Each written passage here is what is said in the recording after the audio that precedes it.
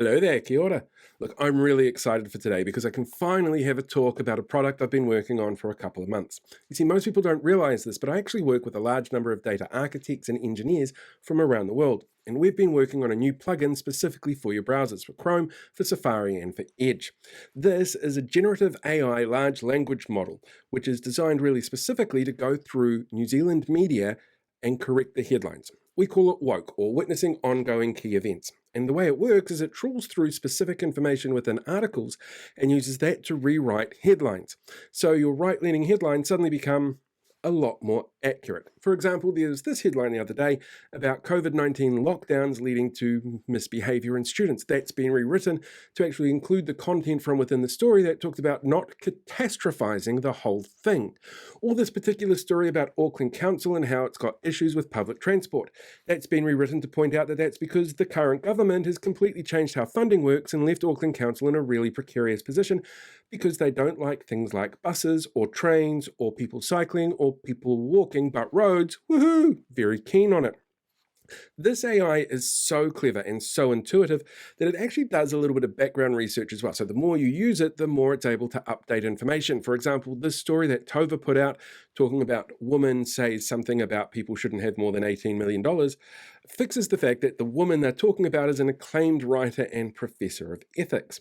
It can even go so far as to look at particular information from the past around different individuals that get mentioned within the headlines. So this story here on the Kermadec Island Marine Reserve being cancelled, it gets rewritten to focus on the fact that Shane Jones really seems to enjoy being plied with oysters and wine from the fisheries industry and coincidentally is also completely relaxing all the rules surrounding what they do. Doesn't seem like a conflict of interest at all there. On top of that, we are also releasing a second tier version of this particular plugin.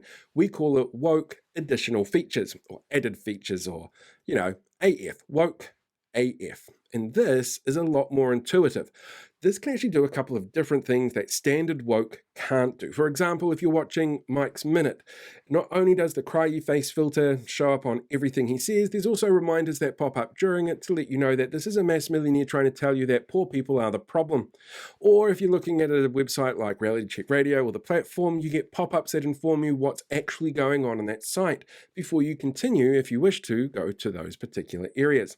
This is such an intuitive program that it can even see what it is that you're doing in terms of social media commentary. And if you come across, say, a comment like this, people complaining about the use of Te Reo Māori, it gives you up-to-date statistics on how much Te Reo Māori is being used in our news articles. For example, about now it's 7 words in every 1,000 are Te Reo Māori words across all media platforms.